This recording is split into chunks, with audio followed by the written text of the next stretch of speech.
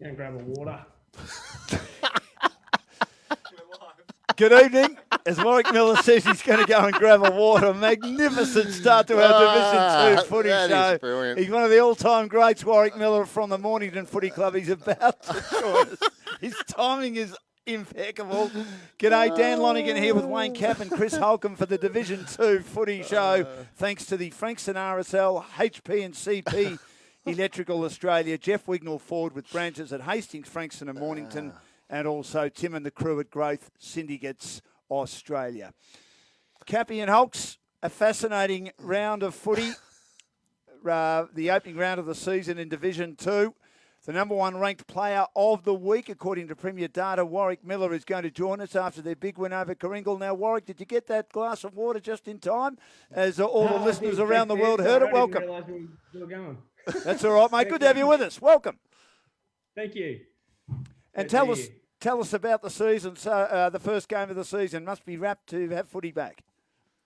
Yeah, it's been a sort of long pre-season for everyone. I think everyone's pretty stoked just to be out playing footy again. And what an awesome day it was Saturday. Like, couldn't ask for better conditions. So solid start to the year for us. So it was really good. Couldn't ask for better conditions. 34 degrees, Warwick. That bald head like mine would have been listening with all the sweat on it. I had about 3 layers of sunscreen on, Dan, so I was all good.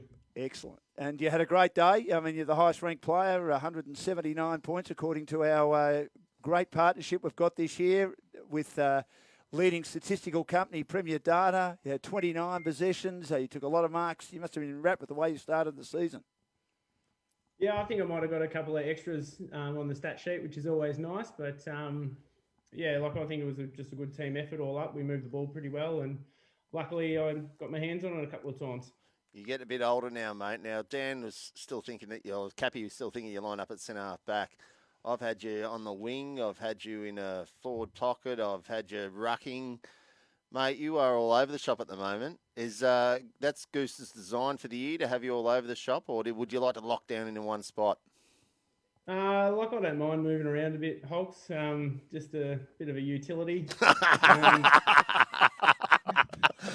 No, it's just I am a bit older now as well, so it is nice not to have, a locked-in position, so to speak, every week, so that I can be a bit more flexible and see how the body's holding out and sort of just play my role and do what's best for the team. I was wrapped with some of the younger blokes too. I thought young Dinger, he wrapped himself around everything, Dinger, on the weekend, didn't he? Oh, you're a disgrace. You're just dying to toe that one. He's been working on that all week, Warwick. And also I was wrapped with Jakey Smart off a back flank. I think for years we've been seeing how much skill that kid's got. His disposal's probably as good as you're going to see in second division, and for him to get 27 touches and kick out, especially the way that he did and hit targets, it makes it a lot easier for you guys up the field. Yeah, Jake's a beautiful user of the ball, and the new kick-in rules are really going to benefit his game. As you said, Hulks, he's got a laser leg, and he's probably sort of just maturing into that footballer that, guys like myself and a few of the older guys knew that he'd probably establish himself into be. He's probably in that second tier of leadership at our footy club, and he's really important to us, and he's probably going to be a really integral part at our footy club for the next few years. So I'm just wrapped the way that he started the year, and looking forward to seeing him develop and flourish. I'm really interested to hear how you think your prospects for this year for the side. Like to go down from Division 1 obviously was a huge disappointment. I really rated Mornington last year, in 2019, as a good side that really had some bad luck with injuries, and probably unlucky to get relegated. And I think that you'll be right at the pointy end.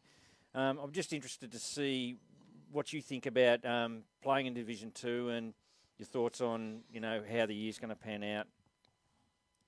Well, it's a bit of uncharted waters for us, really. I obviously haven't watched a heap of Division 2 footy over the last couple of years because we play at the same time. So I don't know. It's probably just about focusing on getting our process right and things. And I suppose as a club, we just want to aim to be competitive, which I think if we're honest with ourselves, over the last couple of years in Div 1, we were competitive, but we really didn't push too many sides up the top tier, and we didn't close out games. And, as you said, we had a stiff run with injury, but essentially we probably needed everything to go right for us to make sure that we sort of held on in Div 1. So I don't think going down is going to hurt us too much. It's going to enable a lot of guys to develop and flourish and, probably get some solid continuity into the group with some success. So I'm looking forward to it.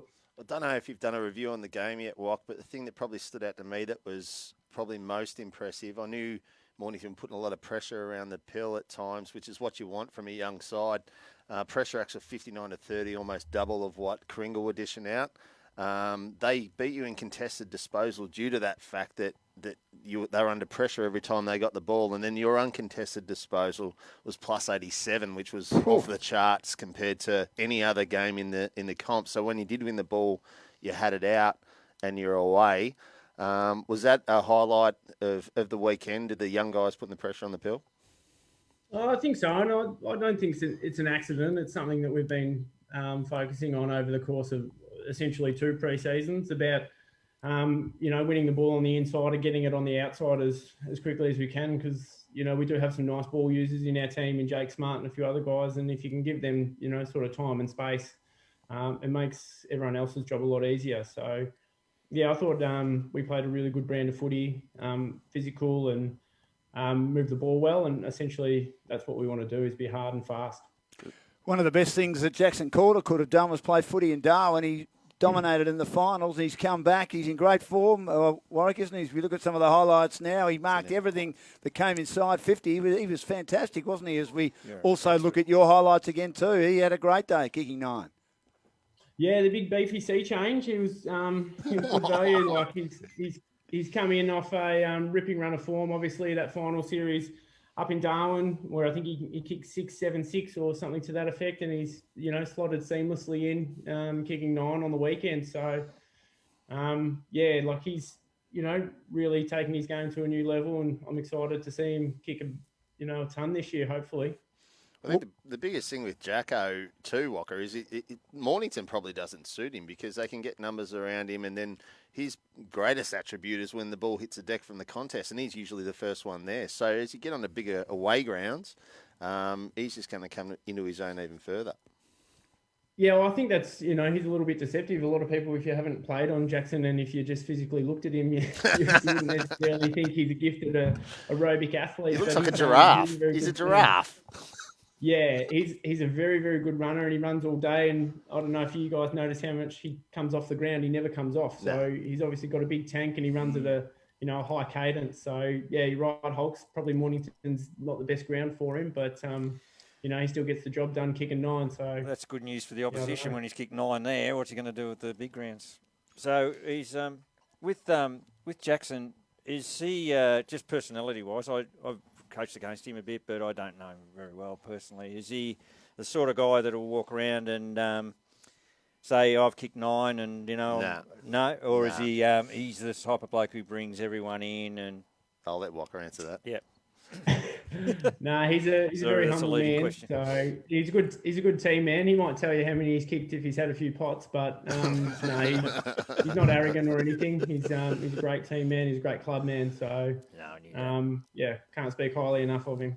Let's look at the Telstra most valuable team for Division 2 Round 1 and the defenders. Nick Strickland from Rye in the Demons' big win. Kane McKenzie at fullback. From Somerville, Nick Braun from Seaford. Despite the Tigers going down, he gets in the back pocket. Zane Carter knocked up getting it for Chelsea, 38 possessions. Tom Backman, one of their new recruits from the Southern Football League for the Hastings Football Club at centre half-back. And Warwick's teammate from Mornington, Jake Smart, on a half-back flank. The winger, Sean Foster, he had 29 disposals for Chelsea in their win over Crib Point. Jake Haskett from Somerville. The ruckman, Caleb Ellis from Tybe, despite going down to Rye. Zach Andrew-Warther had 30 touches. Lockie Williams from Somerville. Matt Hill also had 30 possessions from the Demons. Rye. Luke Daniel, the previous week for Pearsdale, was very good as the Will-O'-the-Wisp half-forward. Warwick Miller at centre half-forward. Sean Herdman on a half-forward flank in the forward line. Tom Hughes kicked 5 for Rye. Jackson Calder, 9 for Mornington on the weekend. And Curtis Bywater, the king, finds a spot in the team for Chelsea. It's a pretty good forward line, Warwick, isn't it? With Curtis Bywater there, Jackson Calder, Tom Hughes, and yourself. They could kick a lot of goals very quickly. Oh, yeah, well, obviously Jackson and I are just down there purely for our forward line pressure. Very, very handy forward line there. Good on you, Warwick. Thanks so much for joining us. Good luck for the rest of the season. Good start on the weekend for Mornington. Really appreciate your time. No worries. Thanks, boys. Thanks, for having Dog. me on. Thank you. It's been a great job, guys. See you later. Good on you, See you, Warwick mate. Miller joining us, one of the great characters of the Mornington Footy Club. And Hulk, you know him well. He looks like you'd be in the middle of a conversation and he'd drop these dry lines left, right and centre. He sounds like a very, very funny man. We're actually talking about it outside. Walker is a good mate of mine, but if you go around the footy circles and you go wherever Walker's been and they know him, they love Walker. He's just he's hard on his sleeve, off the field, and a great bloke to be around. On the field, you would have no one else. I'll tell you a quick little story about him. When I was coaching and we were playing Mornington early in 2019 and Warwick was injured. And everyone knew he was injured. But I think Simon was trying to pull a bit of a Swifty and he had Warwick dressed up in his footy warm-up gear and all that sort of stuff. Anyway, I walked up to Warwick and said, "How you going, mate?" And he goes, "Oh, I'm out. I'm not playing." Is that what he said to you? Poor old Goose was, Yeah. that was blew his cover straight away. So he's as honest as a day straight. And he's a great fella. Yeah, Really he's good still mate. playing good footy. He keeps saying that he hasn't got many years left in him. He keeps trucking around, and geez, he was good on the weekend. They'll be hard to beat with Calder at full forward and if Miller can stay at centre half. Yeah, they were really good. We knew about their good players, but probably the younger kids that have come on and have that pressure drop of going to the second division, they got more time with the ball, and that really makes a difference. But some of the kids that come through were fantastic. Like I know I was mucking around about Dinger, but he was really, really good on the weekend, and so were a few others. So, look, they'll be good. It's going to be a cracking game this weekend against Seaford and show where they're really at. And it's good. It's good to get a win for the club. They've been a while. Division 2 footy show, thanks to Frankston RSL, HP and CP Electrical Australia, Jeff Wignall Ford with branches at Mornington, Hastings, and also Frankston and Growth Syndicates Australia, and also Telstra. Quickly looking at the other games, Rye far too good for Tyab. Disappointing start for Tyab, Cappy, but Rye showing that they might be all right, and we'll actually be featuring them on a twilight match this week against Devon Meadows. They want to take their good form against Tyab into the match against Devon Meadows, but they'd be happy with that start. They were great, and we were all wrong. We picked Tyab, and that was such an impressive win. And they didn't just win; they were convincing, and they'll go ahead now and look with real confidence towards that next game. Well, and they'll be able to might have a real good kickstart to their season with a couple of wins in a row. Well, Tom Hughes, who makes the team of the week, kicked Yep. 5 goals. We mentioned Hill, who had 30 possessions, 21 kicks, 11 contested possessions, 7 clearances, 8 inside 50s, 139 Premier Data points. Aren't we loving these stats? I mean, I was watching Hulks before, how happy he was talking Frothing. about the 87 differential in uncontested possessions. ball. Yeah, it's amazing, isn't it? It is. We're going to love it this year. Well, yeah, thanks to Premier Data. It paints a picture of what the game actually is. Like, there's a couple of games that you go, nah, got no idea. I'm going to have to go in and dive in and see what happened. But there's some games that just stand out that you look at the stats and go, well, that's where their strengths are, that's where their weaknesses are, and away you go. Another one for I know Tyab had a really, really bad loss, but there's another hose coming through at Tyab. Good. Young Will Hose. So well done to him. He was best on ground for Tyab on the weekend. So the hose tradition continues down there in Yabby land. Nip, nip. Yeah, Yep, yep. They had a couple of injuries, like Pacey was out. Yes. So It's round one. Yeah, that's right. You'd hope they'd improve on that, though. That Oh, was of a course they will. disappointing They performance. will, like we were talking about in other games. They'll take a bit longer to get their act together. Now, around the grounds, thanks to Growth Syndicates Australia and Lang Warren, far too good on Friday, 17-17, 119 over Seaford. They'll be disappointed with that Seaford, 8-8, 56 brother. Herdman kicked 4 for Lang Warren, Walton 3 for Seaford, and Zach Andrew Arthur was outstanding, having 30 possessions. Mark Bagley only had 17, but I believe there were 17 quality possessions. If you look at Zach Andrew Arthur now in our highlights, he was everywhere. The link man, basically, receiving the handball. Very good player at getting the ball on the outside, but you need players, Chris, in your side like that who deliver the ball well inside 50 as Zach does. Lang Warren are the absolute standard in second division, I think. They've still got some players to come back in. I know talking to a few guys that Seaford have had a really good preparation, really good practice games, but were really disappointed on what they dished out in round one.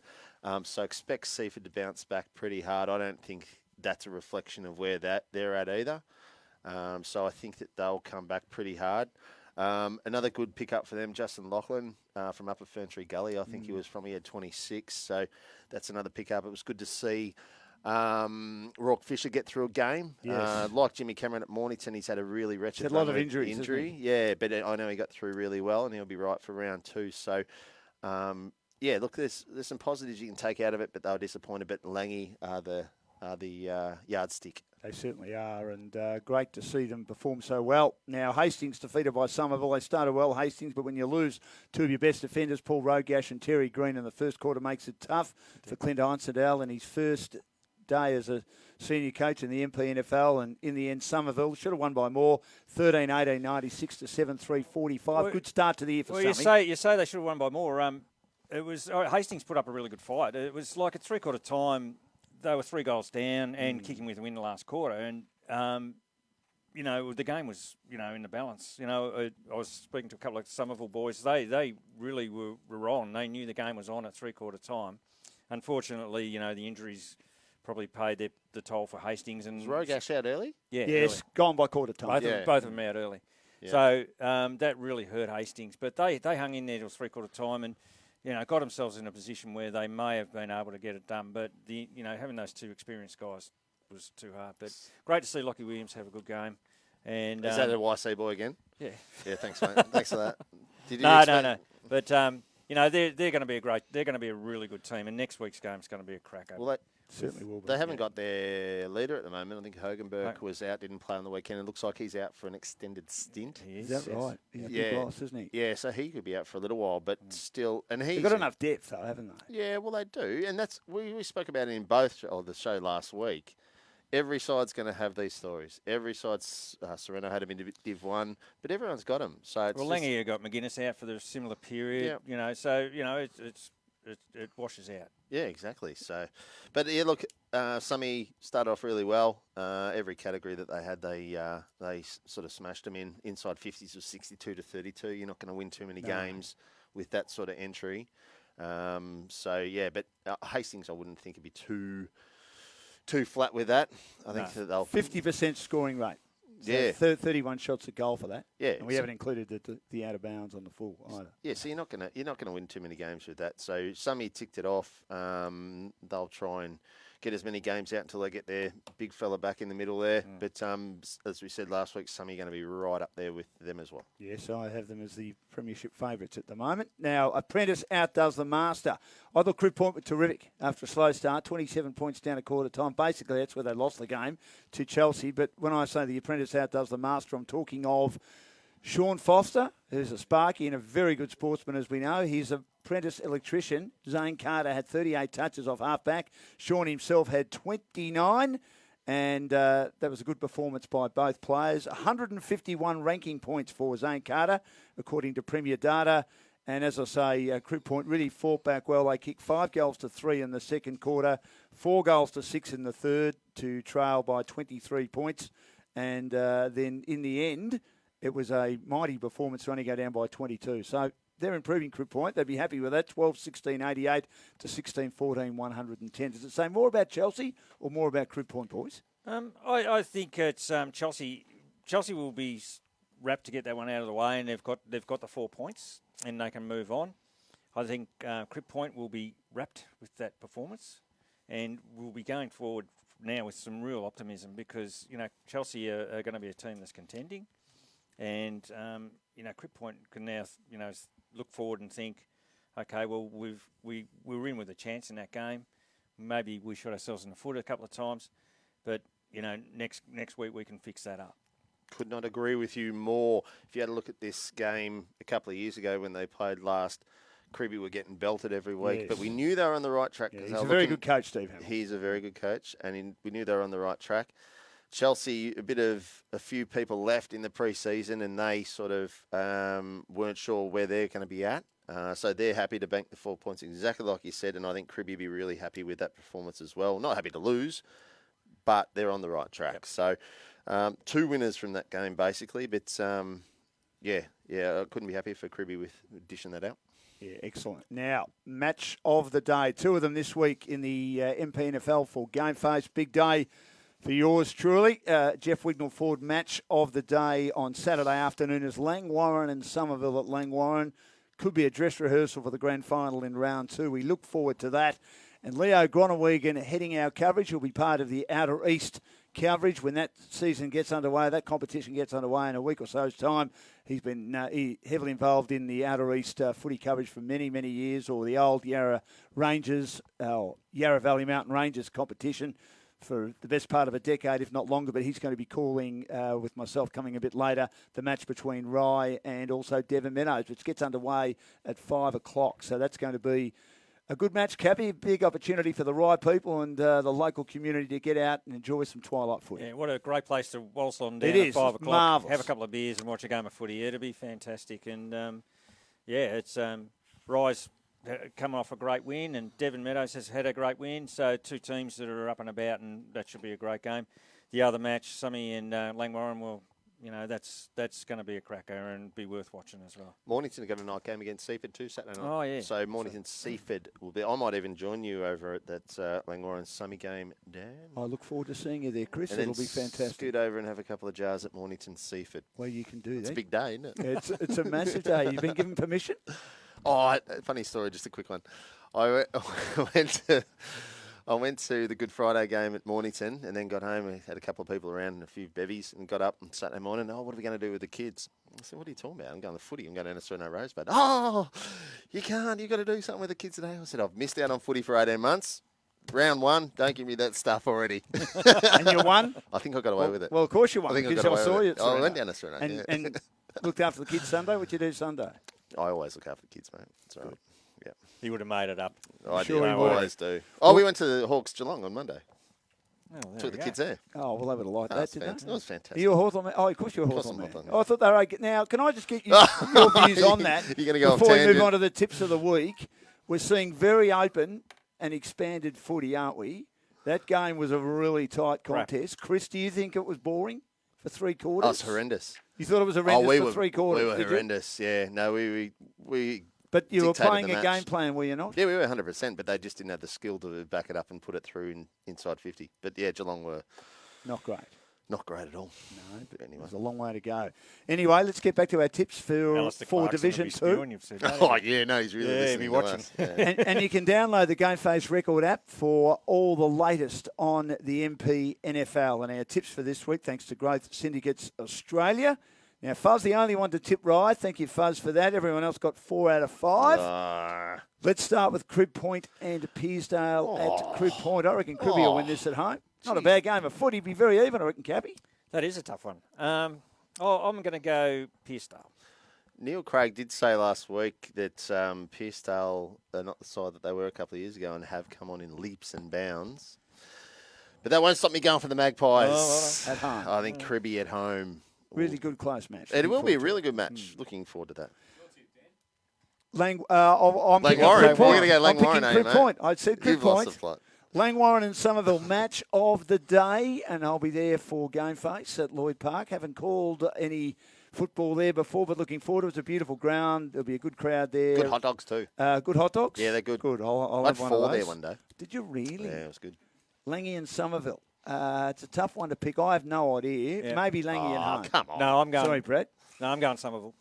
Are you? Are you? Yeah, I've got a couple of Somerville blokes working on my bathroom at home at the moment. So, So I'll you make better sure. pick Summy. Yeah. No, I don't think Otherwise, that won't work for you No, anymore. I honestly think Somerville, this is a big game for them, and they'll be keen to really stamp their authority on the comp. Oh, I think the other way. I think Langy are a fair bit more advanced than what Summy are at the moment, especially with Hoganberg out because he's so important in the middle to Summy. I think without him, I think Langy should win comfortably. Chelsea hosting Coringal. Good to see Tom Curran get through his first game for Coringal. He excellent had 19 possessions thanks to Premier Data. And that was a good start for him, despite the fact they were well beaten by Mornington. Chelsea at home? Yeah, I think Chelsea at home. I think Coringal, their midfield's okay. Up either end of the ground, they're a little bit lacking. So they'll cut with everyone's midfield. But they've got a little bit of work to do to catch the pack. What do you think, Cap? Chelsea. Tyab and Hastings? Tyab? I'm going Hastings. So Yeah, hopefully Rogash and Green are in. Haven't heard whether they will be at this What did stage. Rogash do? I Sure. couldn't tell you. Stewie Gay will no doubt be on the phone to me soon about that. But Evening, no, I'm Stewie. going Hastings. I think they had a pretty solid performance against a really good team last week. So I reckon they'll get the chocolates this week. I agree. I'm off the Abbeys after they dogged us last week and got smacked by Rye. Yeah, So sorry, Type. I think even though I've got you finishing top 5, you lose the first two. It's going to be hard from here. But it's your first stuff up of the year, isn't it? But yes, I'll make plenty more. Don't you worry about that. Opinions are like backsides. We've all got one. I think Hastings will win that one. Ryan, Devon Meadows, our night game, of course, streamed live to Facebook. I think Rye at home. But I'm looking Some forward good to seeing how games. Devon Meadows have progressed under Nigel Craig. Yeah, well, There are some Rye, good games. I'm really impressed with what Rye did last week. So, and it's at their home ground. You know, they've got everything. They'll have all their supporters there. So that's It's a beautiful ground, isn't it? Yeah, it's a great place. But I'm tipping Rye. I think they'll do the job. Yeah, I'm with you. Like, you have to go off the first round performance, and Devon just getting over Pearcedale and Rice, smacking Tyab that Dan thinks is the best side in second division. I didn't say that. Oh, didn't you? I thought they you- might make the top 5. Sorry, I thought you did. You're Yeah, a shocker. I'm gonna take Rye down there. Yes. And Mornington and Seaford. It's a Yeah, belter this is again. a ripper, It's, isn't it? it's What a game great after start game. It's a to the great season. round. Cappy? Look, I'm Mornington. I think Mornington at home. Yeah. Look, I'd love to. I'd like Seaford. I want them to go really well. I reckon they're on the right track. They've taken a bit of a whack last week, and they won't be happy with what happened. They lick their wounds this week and see how they come out. But I'm reckoning it's going to be a good game, and it would be worth getting down there to watch this one. No doubt So about yeah, for sure, Mornington win. Yeah, I reckon Seaford are going to bounce back hard, which will make it a really good game. And you know I'm not biased toward Mornington. You know that, don't you? I know you're not. Yeah, it's like I'm not. But I think Mornington will win this game. Oh. I think they will. I think. Because you don't think they'll go well this year, I don't do think. you? I don't. No, I just didn't think that they were going to win the flag like you clowns did. I didn't say That's they'll all win I the said. flag. I think they're. I said Somerville will win the flag over Mornington. In the form that Jacko Calder's in at the moment, I think they're gonna win that game. I think he'll kick another bag of 8. And Aaron Walton is a terrific player. Isn't he? He's a belter. He kicked 3 on the weekend. Yep. If he fires up, well, they'll be in the mix for Completely a long different while. sort of forward. And He he'll have is. plenty of ball on the ground because Mornington, it's always They've got some crushed great in. outside players. Herbert's a beauty, and they're Braun. Yeah, racing and all those guys. They've got Racer. skill. They've got blokes all over the ground. So it'll be a great game. I'm looking forward to the game. I reckon it'll be a great game. really good game.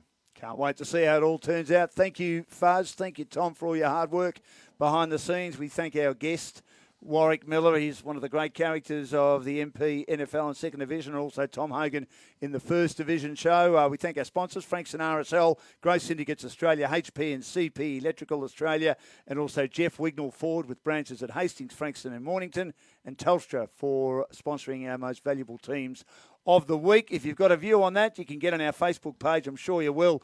And we'll have a rolling team of the week for first and second division every single week. Enjoy your footy on the weekend, Cappy and Hulks. And good luck to Fuzz and the Frankston Bombers this weekend. And Get on, Fuzz. we'll catch you next weekend. And always get your GameFace on. Get your game face on.